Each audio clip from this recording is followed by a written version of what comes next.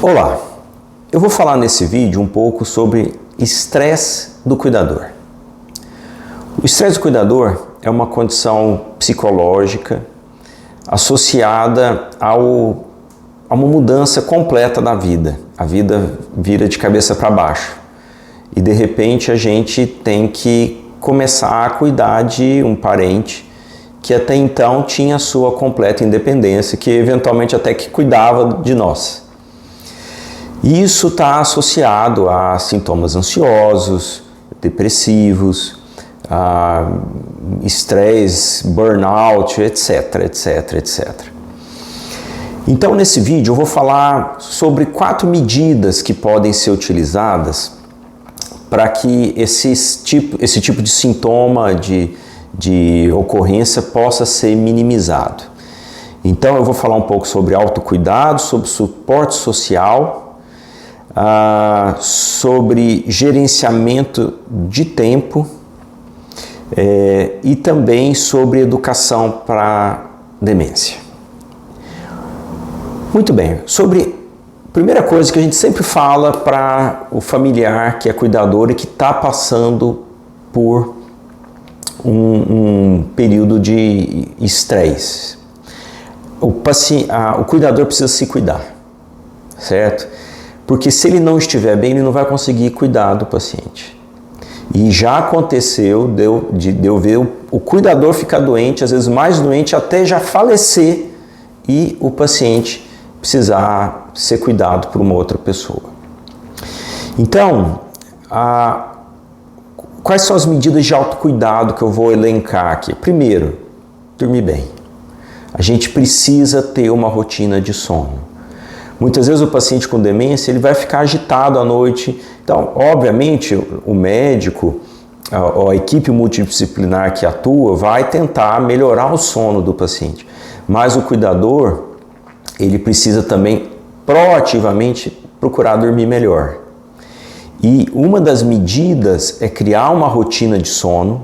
Então, ter o horário de dormir, ter o horário de acordar e ter intervalos, ou seja, ter dias em que ele não fique diretamente responsável pelo cuidado do paciente.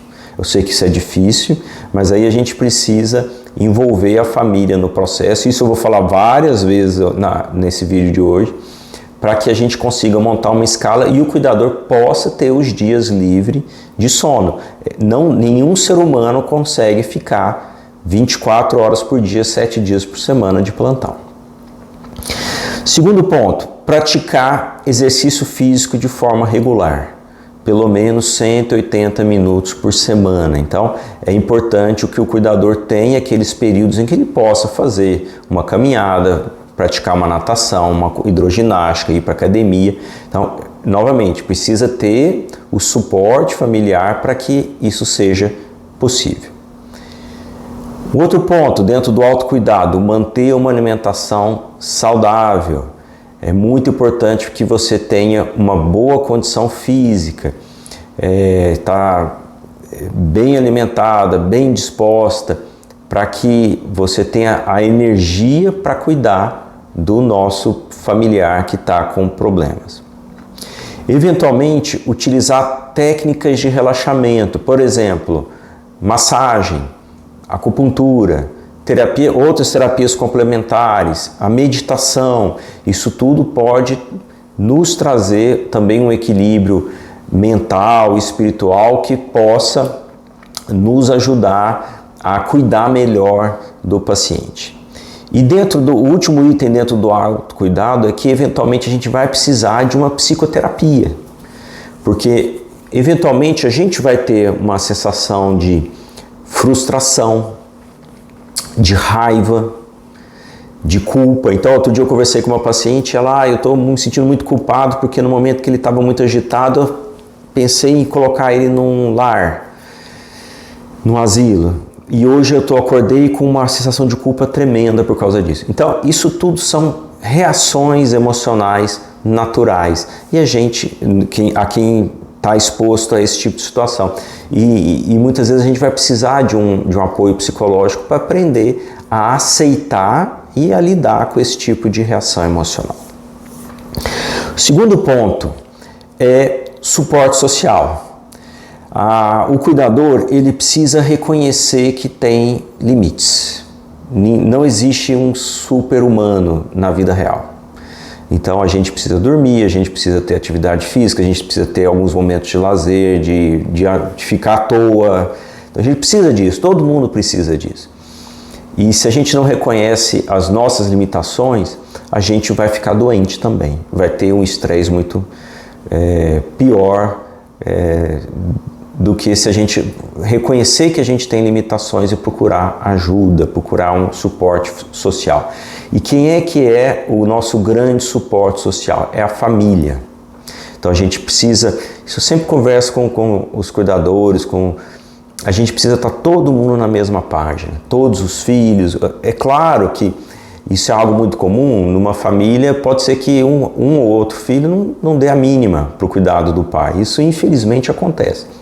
Mas a gente tem que trazer aqueles que realmente têm o interesse, estão engajados em ajudar e tentar montar um grupo de suporte mais próximo para que esse cuidado fique mais leve, não pese muito nas costas de uma única pessoa. Além dessa ajuda de familiares e de amigos também, é possível participar de grupos de apoio a cuidadores. Eu vou colocar na descrição desse vídeo o link da ABRAS, que é a Associação Brasileira de Alzheimer, e tem grupos de cuidadores online. Isso é algo, provavelmente na sua cidade também tem grupos de cuidadores. Essa troca de experiência, essa troca de angústias, troca de dicas, olha, o que deu certo para um, o que não deu certo, isso também é uma forma de suporte muito interessante. E, obviamente, aí claro que depende de uma condição financeira, considerar contratar cuidadores profissionais.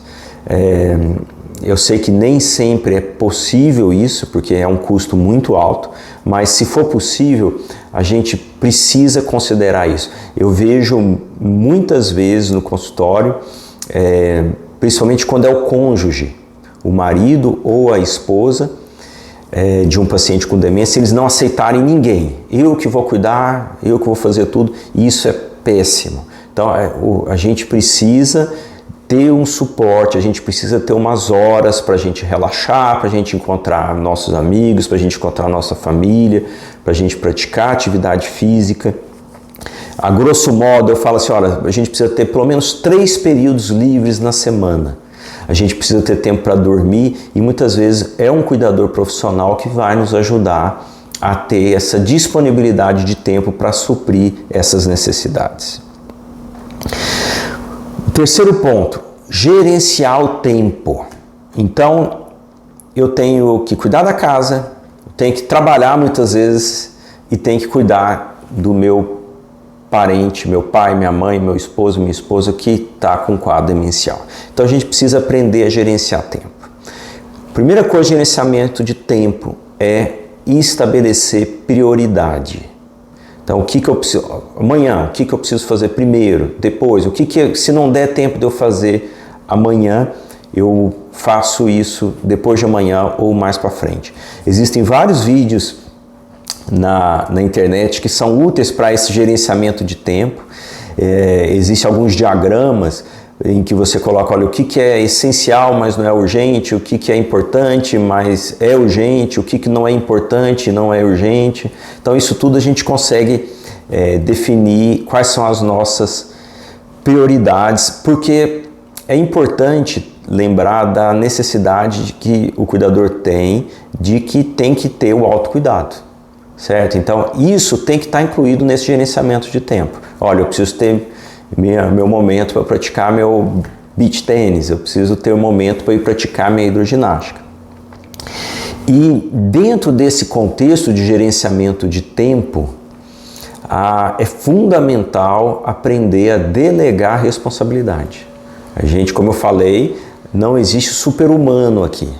Então a gente tem que reconhecer que a gente tem limites e a gente precisa aprender a delegar essas responsabilidades. Lá na minha casa eu tenho 3 irmãs, mas sou eu que faço tudo. Então tá errado, certo? Marque uma reunião, converse claramente e delegue. Olha, será que uma dessas pessoas não poderia ficar responsável por sei lá, fazer a consulta, por levar no médico, ou por coletar exame de sangue, ou eventualmente para fazer uma parte do cuidado financeiro, ou para levar no cabeleireiro, ou para levar na manicure, etc. Dando exemplos aqui. E o quarto e último ponto, fundamental para a gente reduzir o estresse do cuidador, é conhecimento. Então a gente precisa ter educação sobre demência. A gente precisa compreender sobre a doença, como é que ela progride, o que eu vou esperar no futuro, e eu preciso principalmente aprender estratégias sobre como lidar com cada comportamento específico. Então a gente precisa aprender aquela regrinha que eu já falei no outro vídeo do RST. A gente precisa aprender a criar uma rotina para o paciente e entender que se fugir da rotina ele vai piorar. Aprender a buscar simplificar a nossa comunicação, simplificar rotinas, que isso fica mais fácil do paciente entender. Então esse é o S, simplicidade, e o T de tranquilidade.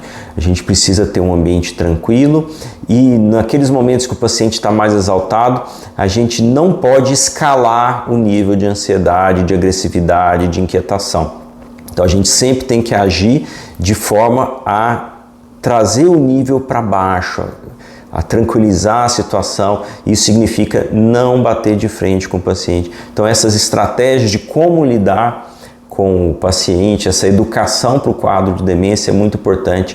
Aqui eu fiz nesse canal vários vídeos sobre isso, espero que possa ajudar, e na internet tem muito material útil para ensinar como lidar com esses pacientes e com essas situações. Eu espero que esse vídeo possa ter ajudado um pouco a elucidar esse tema. Um grande abraço a todos.